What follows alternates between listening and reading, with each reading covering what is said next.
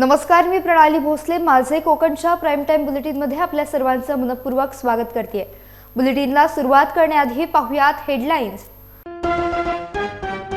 Blue jet कंपनीतील मृतांच्या नातेवाईकांना जास्तीत जास्त आर्थिक मदत मिळवून देण्याचे मंत्री उदय सामंत यांचे आश्वासन. मराठा आरक्षण आंदोलन आता कोकणात तीव्र होणार, केशवराव भोसले यांची पत्रकार परिषदेत माहिती. राजापुरात 75 फुटी राष्ट्रीय ध्वजाचे लोकार्पण संपन्न, पालकमंत्री नामदार उदय सामंत यांनी केले लोकार्पण. आणि रायगड जिल्ह्यातील 210 ग्रामपंचायतींमध्ये निवडणुका, 5 नोव्हेंबर रोजी होणार मतदान. पाहुयात सविस्तर वृत्त. रायगडमधील महाड MIDCतील कंपनीत लागलेल्या आगीत मृतांची ओळख पटवणं कठीण झालंय. त्यामुळे DNA चाचणीचा पर्याय स्वीकारला जाईल. कंपनी आणि सरकार यांच्याकडून मृतांच्या नातेवाईकांना जास्तीत जास्त आर्थिक मदत देण्याचे प्रयत्न असतील, अशी प्रतिक्रिया पालकमंत्री नामदार उदय सामंत यांनी दिली आहे. पहाटे 4 वाजेपर्यंत त्या स्पॉटवर होतो. 11 लोक मिसिंग जी होती त्याच्यातल्या 6 मृतदेह आता मिळालेले आहेत, परंतु मृतदेह ओळखण्याच्या पलीकडे गेलेला असल्यामुळे DNA चाचणी त्याची करावी लागणार आहे. माझी स्वतः तिथल्या नातेवाईकांची चर्चा झाली. कंपनी मालक जास्तीत जास्त नुकसान भरपाई द्यायला तयार आहे. जे एन्जॉर्ड आहे त्यांचा देखील खर्च करायला तयार आहे आणि मुख्यमंत्री रिलीफ फंडमधून देखील आम्ही त्यांना मदत करतो. रायगड जिल्ह्यातील महाड MIDC मध्ये ब्लू जेट कंपनीमध्ये शॉर्ट सर्किट होऊन आग लागली होती. या आगीमध्ये 11 कामगार बेपत्ता असल्याची प्राथमिक माहिती समोर आली होती. 11 कामगारांपैकी आता 7 कामगारांचा होरपळून मृत्यू झाला असून त्यांचे मृतदेह NDRFच्या पथकानं बाहेर काढलेत. आणखीन 4 कामगारांचा शोध सुरू आहे. काल रात्री घटनास्थळी रायगडचे पालकमंत्री यांनी भेट दिली असता आज सकाळी मृतांच्या कामगारांना 40 ते 45 लाखांची मदत मिळवून देणार असल्याचं आमदार भरत गोगावले यांनी सांगितलंय. रात्री पालकमंत्री आले, आम्ही सगळ्यांनी डिस्कस केलं. तर त्याच्यामध्ये या मालकाशी पण डिस्कस केलं. ज्या आता बोड्या सापडत आहेत त्यांच्या नातेवाईकांना कंपनीच्या तर्फे 30 लाख रुपये, मुख्यमंत्री सहायता निधीतून 5 लाख रुपये, इन्शुरन्सच्या माध्यमातून 9 पासून पुढं 18पर्यंत असं त्या संबंधित अधिकाऱ्यांनी सांगितलं. तर आपण 10 लाख पडले तरी म्हणजे बऱ्यापैकी हे सगळी टोटल 45 लाखापर्यंत जाऊ शकते. जे 35 लाख आज आपण त्या लोकांना रात्री सांगितलं. त्यांच्या सगळ्या नातेवाईकांनी कल्पना दिलेली आहे. बऱ्यापैकी लोकांना ते मान्य झालेलं आहे. आता बॉड्या सापडत आहेत, त्या ओळखणं कठीण झालेलं आहे आणि त्या ओळखत नाहीत तर मग पुढं काय करायचं तो एक मुद्दा आहे. मग त्याची DNA टेस्ट करायची, काय करायची त्याच्यावरती आम्ही डिस्कस करतो आहे आणि त्याशिवाय मग दुसरा पर्याय नाही. त्यांच्या नातेवाईकांना आता आम्ही त्या बॉड्या दाखवायला सुरुवात केलेली आहे की बाबा ह्या बॉड्यांची अशी स्थिती झालेली आहे. सापडलेल्या 6 सकाळपर्यंत होत्या. आत्ताच आम्ही तिथं जाऊन आलो स्पॉटला, तर बोले 7वी पण बॉडी सापडलेली आहे. ती आता परत आणायची कोशिश चालू आहे. मराठा क्रांती मोर्चा संपूर्ण महाराष्ट्रामध्ये तीव्र होत असताना कोकणात मात्र त्याचे पडसाद कमी प्रमाणात उमटले होते. विशेष म्हणजे कोकणातीलच 2 मोठ्या नेत्यांनी मनोज जरांगे पाटील यांच्या भूमिकेला विरोध देखील केला होता. मात्र आता द ग्रेट मराठा म्हणून संपूर्ण कोकण ज्या व्यक्तीला ओळखते ते सकल मराठा समाजाचे नेते आणि मार्गदर्शक केशवराव भोसले यांनी मराठा क्रांती मोर्चाचं नेतृत्व हाती घेतलं असून मनोज जरांगे पाटील यांचे सुरू असलेले मराठा आरक्षणासंदर्भात आंदोलन यापुढे रत्नागिरी आणि सिंधुदुर्ग जिल्ह्यात अधिक तीव्र करण्याच्या दृष्टीने त्यांनी जबाबदारी घेतली आहे. इथून पुढची सर्व आंदोलनं कोकणात तीव्रतेने होतील असं केशवराव भोसले यांनी सांगितलंय. मी काय म्हणतो, ते कोण बोलत असेल नाही ते की मी 96 कुळी आहे किंवा काय, तुम्ही 96 कुळी राहा ना. तुम्ही फक्त 96 कुळी राहा. तुम्ही घेऊ नका ना पत्र, कुणबी स्वराज प्रमाणपत्र घेऊ नका. माझे गुरु जामवंतराव धोटे खासदार 4 वेळा आमदार झाले तुरुंगातून आणि 4 वेळ खासदार झाले. ते छत्रपती मराठे, पण ते कुणबी लावायचे. विदर्भामध्ये सगळे कुणबी लावतात. कुणबी म्हणजे शेतकरी. हा कुणबी हा आमचा भाऊ आहे. आणि जो लोक बोलत आहेत की 96 कुळी आणि 92 कुळी हे सगळं नाटकं आहे. आपल्या मुलाबांची लग्न 96 कुळीमध्ये करा ना. मग इतर जातीमध्ये गुजराती, मारवाडी, बिरवाडीच्यात कशाला करता तुम्ही? मी केशवराव भोसले, जर मी हुशारी करीन, मी 96 कुळी आहे, मला आरक्षणाची काय जरूर आहे, पण माझ्या भावांना मिळालं पाहिजे, माझ्या तळातल्या माणसांना मिळालं पाहिजे, माझा जो गरीब मराठा आहे त्याला मिळालं पाहिजे. माझी मुली तरुण मुली आहेत, आज लग्न नाही होत आमच्या मुलींची. आणि हे आंदोलन आणि साधंसुद्धा नाही, पेटून टाकू आम्ही. माझ्यासारखा एखादा फाशीवर गेला तरी चालेल. माझ्यासारखे 100 लोक, आता आम्ही वयावरच जर निघालो आहे, 100 लोकांची बैठक झाली की मेलो तरी चालेल, पण आता समोर आपण आत्महत्या नका करू. मी तरुणांना सांगतो, अरे आपण मारणारे लोक आहोत. मारायचं नाही, त्याला मारायचं. मग तो कोण लढत असेल त्याला. अशा पद्धतीने आपल्या लोकांना खूप त्रास होतो आहे, आमच्या मुलाबाळांना. महाराष्ट्रामध्ये मराठा आरक्षणाबाबतच्या जरांगे पाटलांच्या नेतृत्वाखाली जे आंदोलन सुरू आहे, त्या आंदोलनामध्ये जरांगे पाटलांचं आम्ही संपूर्ण कोकण भाषेच्या वतीनं आणि आजच्या पत्रकार परिषदेमध्ये खेड तालुका मराठा समाजाच्या वतीनं आम्ही जरांगे पाटलांचं मनापासून कौतुक करतो, त्यांचा गौरव करतो, अभिनंदन करतो की या संपूर्ण आरक्षणामध्ये राज्य शासनानं त्यांच्याकडे निवृत्त न्यायाधीश पाठवले. स्वतः या ठिकाणी मुख्यमंत्री एकनाथ शिंदे गेले. आरक्षणाच्या बाबतची त्यांनी भूमिका जी ठाम ठेवली की जोपर्यंत मराठ्यांना ओबीसीचं आरक्षण मिळत नाही, आम्हाला कोणाचं काढून आरक्षण नको, कुणाचं आरक्षण कमी करून नको, आम्हाला जे आरक्षण आहे ते जाहीर करावं. बाकी त्यांचं म्हणणं कोणतं नाही, मराठ्याला आरक्षण हे ओबीसी आरक्षण मिळालं पाहिजे. तर सध्या राज्यात मराठा आरक्षणाचा मुद्दा उचलून धरला गेलाय. संसदेत विशेष अधिवेशन बोलावून महाराष्ट्रातील मराठा आणि धनगर समाजाच्या आरक्षणाच्या ज्वलंत प्रश्नावर कायदा करावा या मागणीसाठी राष्ट्रपतींची भेट घेणार असल्याची माहिती खासदार विनायक राऊत यांनी दिली आहे. महामहिम राष्ट्रपतीजींना भेटण्यासाठी आम्ही वेळ मागितलेली आहे. अद्याप वेळ मिळालेली नाही, परंतु आशा आहे की आज राष्ट्रपती कार्यालयाकडून आम्हाला संध्याकाळपर्यंत कळेल आणि राष्ट्रपती महोदयांना भेटून संसदेचं विशेष अधिवेशन बोलवून त्या ठिकाणी महाराष्ट्रातला हा जो मराठा आणि धनगर आरक्षणाचा ज्वलंत प्रश्न आहे त्याच्यावर सरकारने कायदा करावा अशी मागणी आम्ही करणार आणि ते सरकारला तशा पद्धतीचे निर्देश द्यावे अशा पद्धतीची विनंती महामहिम राष्ट्रपतीजींना आम्ही करणार आहोत. नाही, उद्धवजी ठाकरेंनी भेटायची तयारी दाखवलेली आहे, परंतु त्याच्यातून नेमकं निष्पन्न काय व्हायचं आहे यासाठी महाराष्ट्र सरकारने विशेष अधिवेशन बोलून पुनश्च एकदा एक सर्वानुमत एकमताने ठराव मंजूर करून आरक्षणाच्या संदर्भात हे केंद्र सरकारकडे पाठवण्याची आवश्यकता होती. दुर्दैवाने ती महाराष्ट्र सरकारने केलीच नाही. उलट त्यांनी नशीब त्यांचं की मनोज जरांगे पाटील यांनी त्यांना 2 जानेवारीपर्यंतची मुदत दिलेली आहे, परंतु ही मुदत खूपच झालेली आहे. त्यामध्ये आता काय होते महाराष्ट्राच्या विधानसभेमध्ये किंवा सरकारमध्ये बघूया. नवी मुंबई मेट्रो सुरू करण्याच्या मागणीसाठी शिवसेना ठाकरे गट आता आक्रमक झालाय. बेलापूर येथे मेट्रो स्थानकावर स्वाक्षरी मोहीम राबवण्यात आली. खासदार राजन विचारे यांच्या उपस्थितीत या ठिकाणी स्वाक्षरी करण्यात आली. नवी मुंबई मेट्रो सुरू करण्याची मागणी यावेळी करण्यात आली आहे.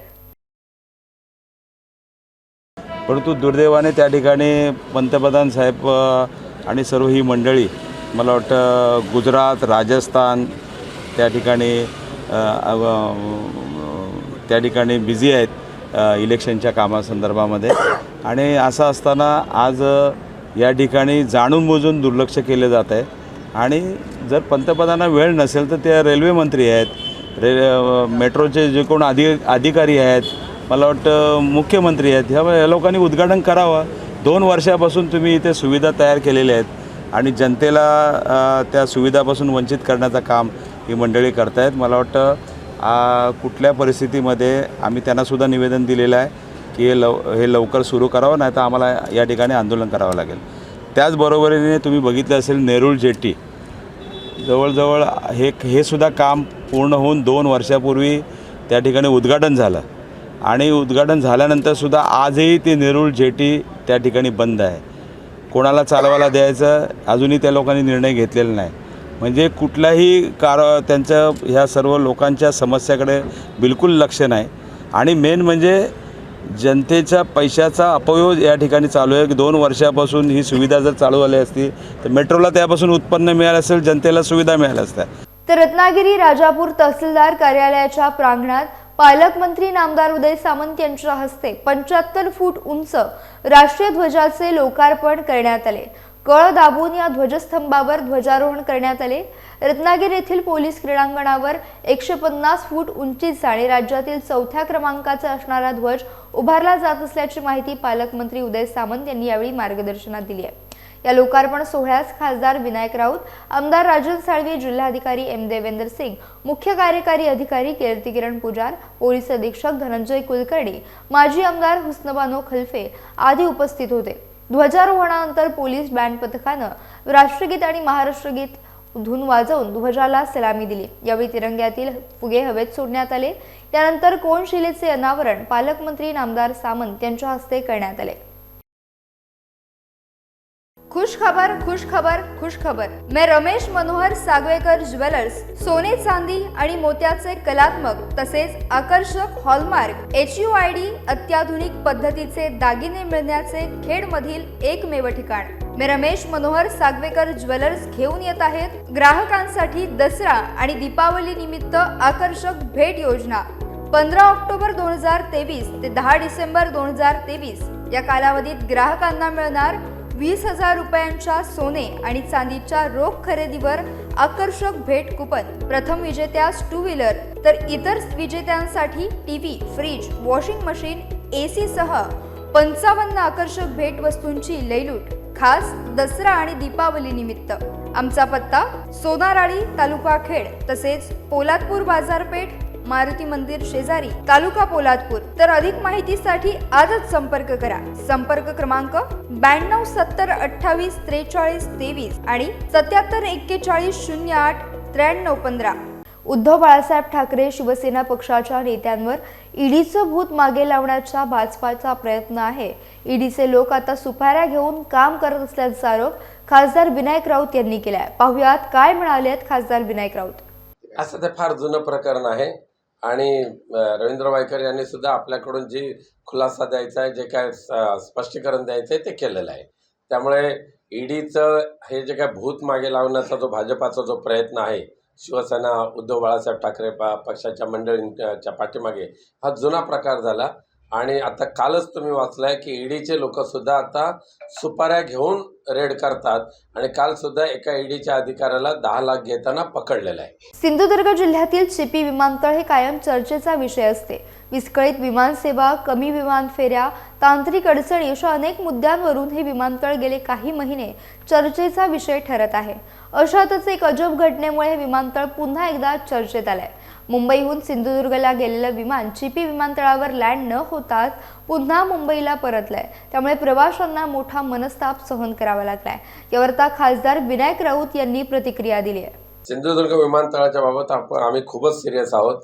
सध्याचा जो ऑपरेटर आहे IRB हा 100% फेल्युअर झालेला ऑपरेटर आहे आणि म्हणून त्याच्या जागी दुसरा ऑपरेटर नियुक्त करावा किंवा केंद्र सरकारने किंवा महाराष्ट्राच्या MIDCने तो ताब्यात घ्यावा, ही मागणी मी सातत्याने केलेली आहे।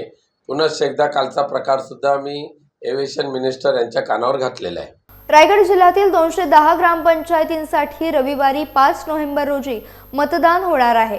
ग्रामपंचायतीच्या निवडणुकीचा रणसंग्राम अंतिम टप्प्यावर आलाय। उद्या होणाऱ्या ग्रामपंचायत निवडणुकीसाठी जिल्हा प्रशासन देखील सज्ज झालं असून निवडणूक अधिकारी निवडणूक केंद्राकडे रवाना झालेत। 210 पैकी 38 सरपंच तर 1854 पैकी 565 सदस्य हे बिनविरोध विजयी झालेत।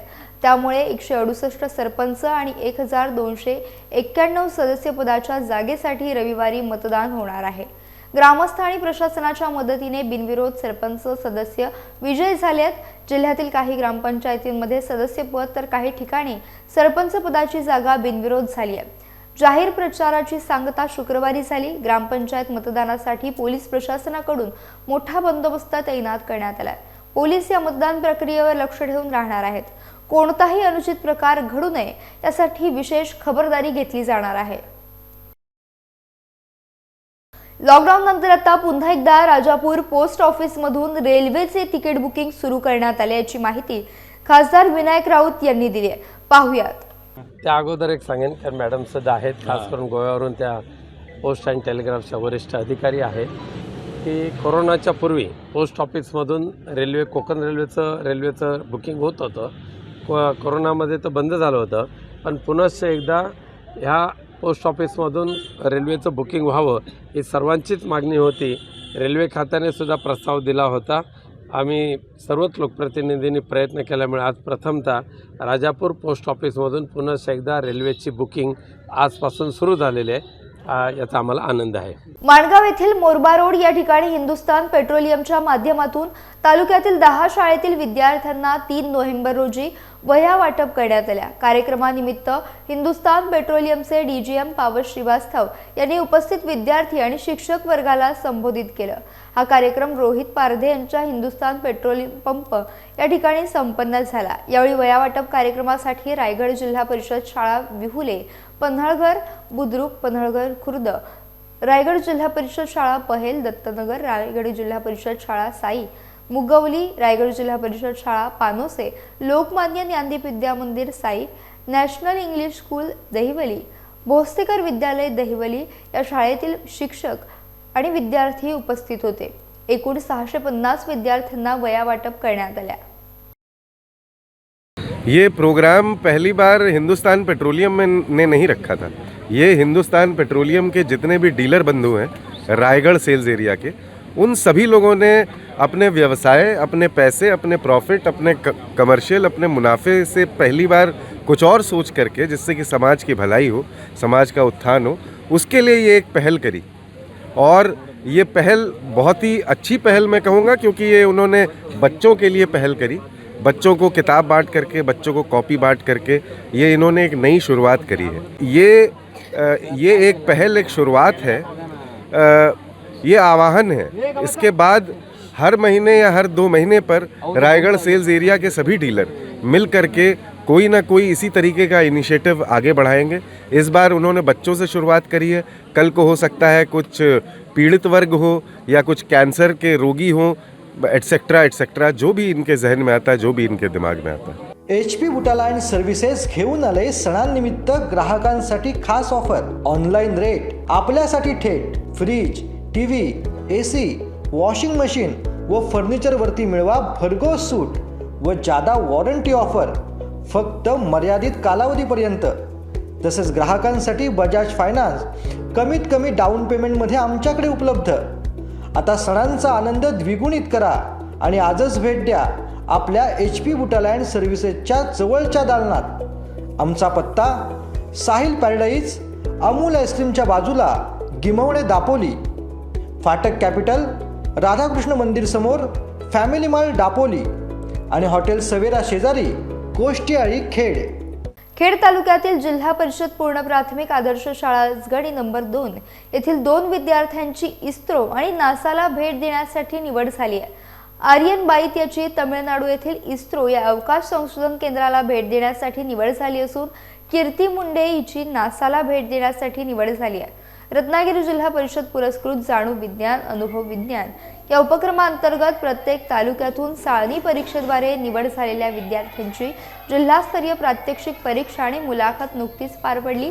या मुलाखतीसाठी जिल्हा परिषद पूर्ण प्राथमिक आदर्श शाळा आजगणी नंबर 2 तालुका खेड या शाळेतील विद्यार्थिनी कीर्ती मुंडे, आर्यन बाईत आणि आर्यन धाडवे हे 3 विद्यार्थी प्रविष्ट झाले होते. त्यापैकी कीर्ती मुंडे हिची अमेरिकेतील नासा या अवकाश संशोधन संस्थेला, तर आर्यन बाईत या विद्यार्थ्याची तमिळनाडू येथील भारतीय अवकाश संशोधन संस्था अर्थात इस्रो या संस्थेला भेट देण्यासाठी निवड झाली असून या यशाबद्दल त्यांच्यावर विविध स्तरातून अभिनंदनाचा वर्षाव होतोय.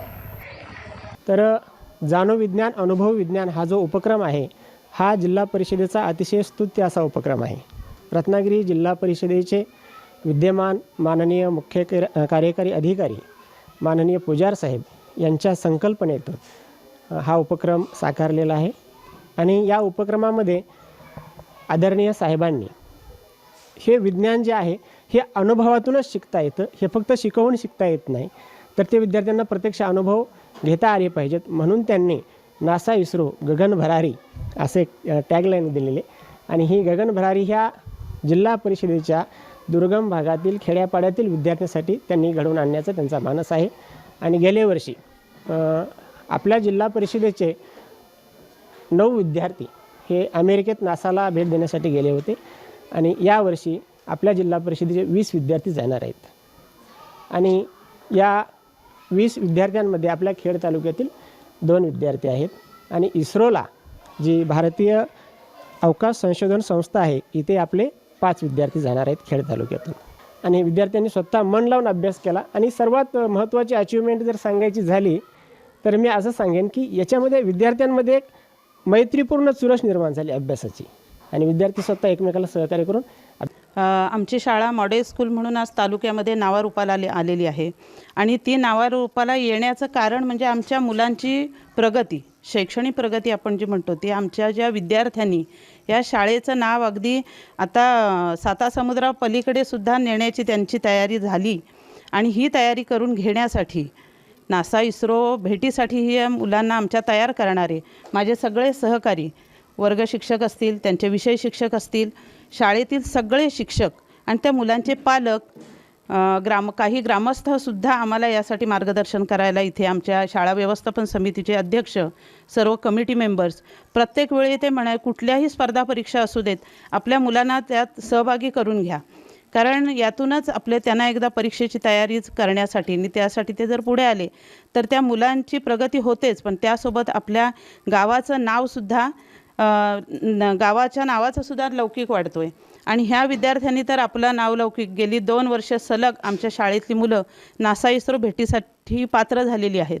गेल्या वर्षीची ही कीर्ती मुंडे ही गेल्या वर्षीसुद्धा पात्र होती, पण ती 6वीत असल्यामुळे तिला इस्रोची भेट फक्त घेता आली.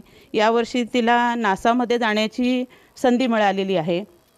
तसाच आर्यनबाईत यासोबतच आमचे असे 7 ते 8 विद्यार्थी अगदी थोड्या फरकाने पुढे मागे आहेत आणि सगळ्यांची इच्छा अशी आहे की ही परंपरा आपण कायम पुढे ठेवायची. मला आता खूप छान वाटतं आहे आणि अभ्यासाचं म्हटलं तर माझे मार्गदर्शक शिक्षक, नंतर गट शिक्षण अधिकारी असे भरपूर पदाधिकारी आहेत. त्यांनी आम्हाला मार्गदर्शन केलं आणि सर्वांनी खूप छान आम्हाला शिकवलं. Padwa sir, Munde sir, Amre madam, Chavan madam, तुळसणकर madam, तांबे सर या सर्वांनी आम्हाला खूप छान मार्गदर्शन केलं. आणि गेल्या वर्षी माझा इस्रोला जाण्यासाठी नंबर लागलेला.